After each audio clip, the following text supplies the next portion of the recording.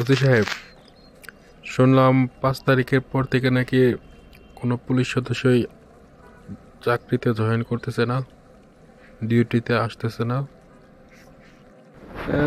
না মানে হয়েছে কি স্যার, 5 তারিখের পরে ওরা একটা দাবি নিয়ে আপনার আন্দোলন করতেছে। তো আন্দোলন একবারে ফালাই দেওয়ার মতোই না।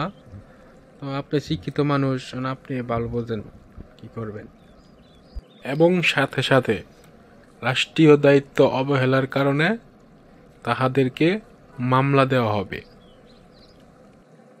তারপরে দেশে যদি চুরি, মারামারি, রাহাজানি, হামলা এগুলা হয়, তাহলে আপনারা সেগুলা ট্যাকেল দিয়েন।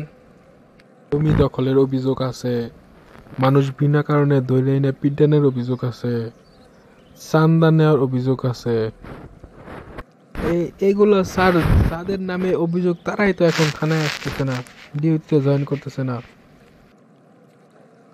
এই থানার ওসি ডাকেরা। আমি স্যার, আমি এরম কেন জোরে বলেন।